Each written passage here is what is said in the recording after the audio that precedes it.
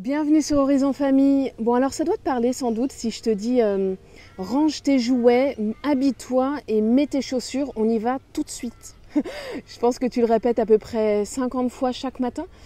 Nous c'est pareil ici, sauf que bon évidemment c'est pas forcément le matin dans le contexte de notre voyage, c'est n'importe quand dans la journée quand on a besoin d'aller quelque part, besoin de quitter un endroit, quand il y a un timing à respecter en fait. Et je voudrais te parler de 6 choses qu'on peut mettre en place pour essayer d'éviter ces rushs à chaque fois qu'il faut quitter un endroit, notamment le rush du matin qui est bien connu dans toutes les familles et qui nous met en retard d'une part au travail, à l'école, etc. et qui nous met dans des états pas possibles.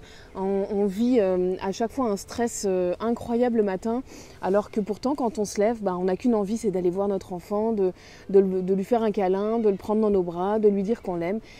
Et pourtant, ça passe très vite parce que très vite, ce qui va reprendre le dessus, c'est la préparation, le petit déjeuner, le brossage de dents, l'habillage, etc. Alors, je voudrais faire donc cette petite liste de 6 choses avec toi.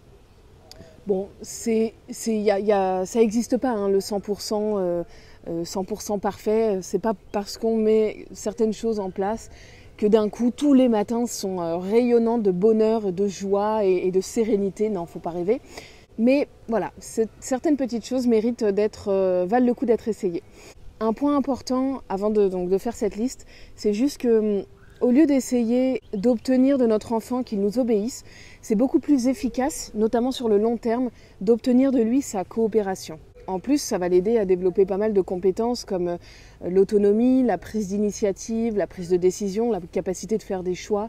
Voilà, ce genre de compétences qui sont importantes pour lui d'acquérir et puis qui lui serviront toute sa vie. Donc c'est doublement intéressant en fait d'aller plus vers la coopération que vers l'obéissance, parce qu'un enfant qui nous obéit, il le fait sans vraiment réfléchir, il le fait juste par peur de réprimande, de punition ou je ne sais quoi.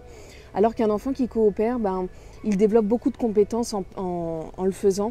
Et donc c'est à la fois intéressant pour nous parce qu'il gagne en autonomie et donc on gagne en temps le matin, etc.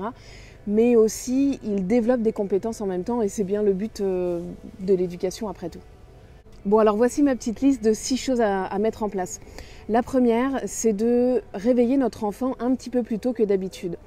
Alors, c'est vrai que même si on le réveille, on estime qu'on le réveille déjà trop tôt, je pense que 10 minutes, ça ne va pas changer grand-chose, ou un quart d'heure, ça ne va pas changer grand-chose à son sommeil. En revanche, dans l'organisation de la préparation du matin, ça peut changer pas mal de choses parce que on a l'habitude de presser notre enfant à peu près dès qu'il met le pied hors du sol, sur le sol, hors de son lit, et lui, il va le ressentir en fait, il va ressentir ce stress. Nous, on est stressé, ça se répercute sur lui, et un enfant stressé, il va être bizarrement beaucoup moins coopératif. La deuxième chose, c'est de donner une seule consigne à la fois. Ça, c'est hyper important. Un enfant n'est pas capable encore de retenir 2, 3, 4 informations en même temps. On leur dit souvent range ta chambre, habille-toi et va te brosser les dents. Sauf que lui, en fait, il ne peut pas retenir, l'information est noyée au milieu d'un flot d'informations trop important. Donc il faut faire court, il faut aller à l'essentiel, il faut donner une seule consigne à la fois, c'est range ta chambre, il la range. Une fois que c'est fait, habille-toi, il s'habille. Une fois que c'est fait, etc., etc. Donc c'est une seule consigne à la fois. La troisième chose, c'est une place pour chaque chose et toujours la même place. Que ce soit son bol, ses couverts, son manteau, ses chaussures, son bonnet, ses habits, enfin tout doit toujours se trouver à la même place pour qu'il puisse y accéder en toute autonomie et qu'il sache, qu'il aille plus vite en fait, qu'il sache où se trouve chaque chose. Lui, il aime avoir des repères et il ira beaucoup plus vite. Et il va prendre plaisir à cette autonomie, il va y prendre goût en fait. Et évidemment, ça suppose que tout soit à sa hauteur, tout soit accessible pour lui sans qu'il ait besoin de solliciter notre aide. Changement de décor, j'avais un petit garçon qui demandait ma présence, donc j'ai préféré finir la vidéo un peu plus tard. Donc j'en étais au point numéro 4, je disais que... Donc le point numéro 4, c'est de l'aider, de lui apprendre à faire des choix. Si on lui apprend dès maintenant à réfléchir et à faire des choix, il saura le faire tout seul. Donc aujourd'hui, on on perd du temps, j'allais dire. En tout cas, on prend du temps pour lui apprendre ça. Mais c'est pour gagner du temps au long terme et c'est pour être gagnant. Et puis surtout pour lui donner cette capacité qui lui servira évidemment beaucoup plus tard. Alors, au début, les questions, les choix qu'on va leur donner doivent être restreints et limités. Sinon, c'est très décourageant pour eux. On ne va pas lui dire qu'est-ce que tu veux mettre comme chaussures aujourd'hui. En revanche, on va lui dire est-ce que tu veux mettre les chaussures vertes et les chaussures bleues. Pour un esprit encore jeune, et puis quand ils n'ont pas l'habitude encore d'avoir à faire des choix, c'est important de limiter comme ça les prises de décision, on va dire. On peut aussi lui dire voilà, tu as mis tes chaussures, qu'est-ce qu'il te reste à mettre pour sortir maintenant. Voilà, en leur demandant ça, on les implique, on leur demande de contribuer et les enfants, ils adorent ça, contribuer. Ils adorent participer et avoir le sentiment d'être impliqués. Alors juste évidemment, avant, on aura fait une petite présélection. On va pas lui dire, on va pas lui donner le choix entre 50 t-shirts et 80 paires de chaussures. Et puis faire une présélection, ça évite de se retrouver avec un enfant qui choisit de mettre un anorak alors qu'il fait 30 degrés dehors ou qui choisit de sortir en short t-shirt alors qu'il fait 5 degrés. Bon.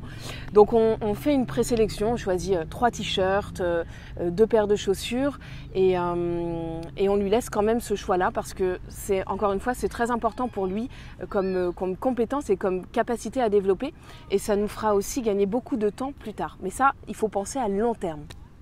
Le 5e point pour gagner du temps le matin, pour éviter le rush, c'est de donner à notre enfant l'envie de passer à l'étape d'après. Donc si par exemple il faut aller à l'école, c'est de lui demander quel ami tu as envie de retrouver ce matin, ou bien par quel chemin on prend ce matin. Est-ce qu'on passe devant la mairie ou devant le parc, ou est-ce que tu penses qu'on va voir des chiens dans la rue ce matin en allant à l'école?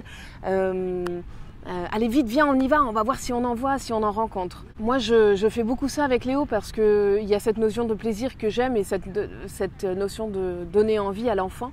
Et ça fonctionne énormément. Par exemple, quand je vais le motiver à monter dans son siège auto dans le van, je vais lui dire quel jouet tu prends pour monter dans ton siège. Est-ce que si je vois qu'il ne réagit pas forcément, je lui dis est-ce que tu préfères prendre le livre des animaux ou la moto orange, n'importe, ou est-ce que tu veux prendre les deux? Vas-y, va choisir les jouets que tu veux. Alors il va dans son placard à jouets et puis il choisit et puis il y va du coup plus facilement. L'idée c'est de trouver quelque chose qui leur donne envie, qu'ils apprécient en fait. Souvent, moi, ça va être aussi vas-y, monte dans ton siège et hop, on va mettre la musique. Il adore la musique et ça, généralement, voilà, c'est des petites choses qui font tilt dans leur tête, ils en ont envie et forcément, ils coopèrent beaucoup plus facilement.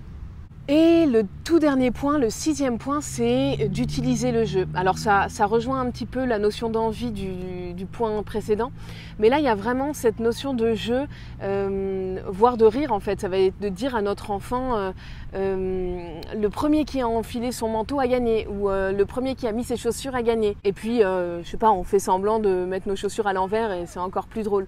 Enfin voilà, faut être créatif, je te l'accorde.